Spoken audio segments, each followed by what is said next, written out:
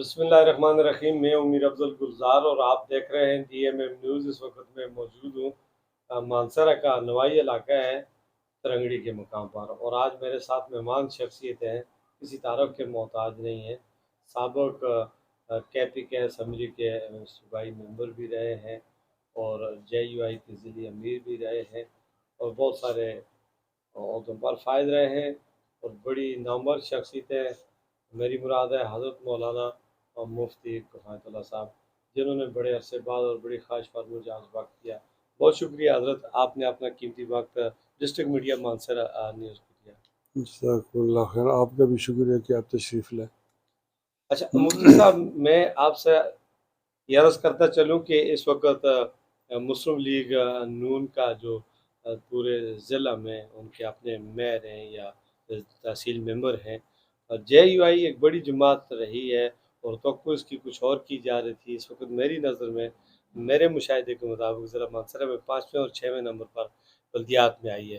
تو اس کے اثرات آئندہ جنرل الیکشن پر پڑیں گے، یہ اس کو آپ کس طرح دیکھتے ہیں یا کیوں اس کا گراف گرا؟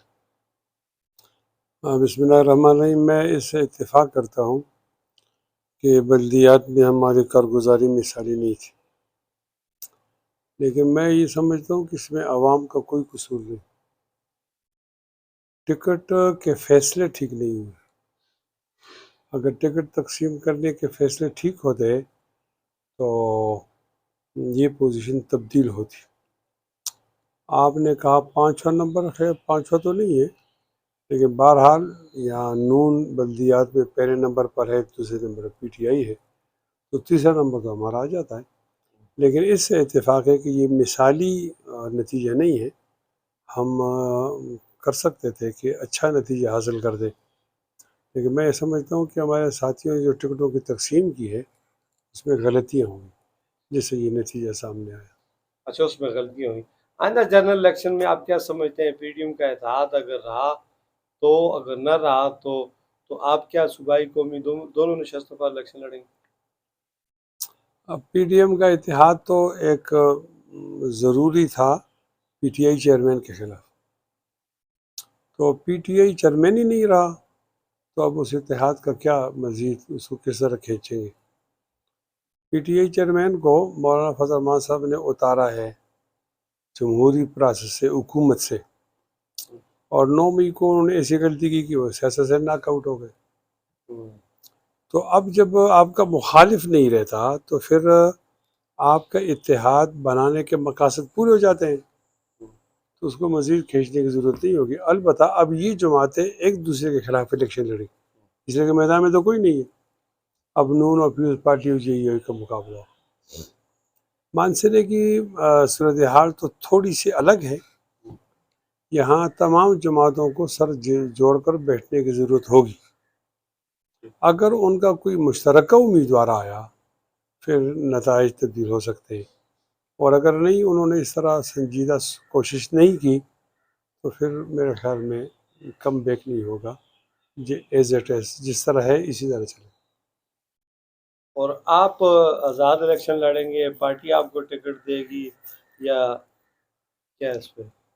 خیر ہر ایک آدمی خوش فہمی میں بھی ہوتا ہے، مجھے خوش فہمی بھی نہیں، غلط فہمی بھی نہیں ہے. اتنی باتیں کہ اللہ کا بہت بڑا فضل ہے کہ عوام کی بہت زیادہ محبت ہے. میں اللہ تعالیٰ کا شکر گزار ہوں جنہوں نے عوام کے دل میں محبت ڈالی ہے. تو ظاہر ہے اس پوزیشن سے میں بھی فائدہ اٹھاؤں گا، میری پارٹی بھی فائدہ اٹھائے گی.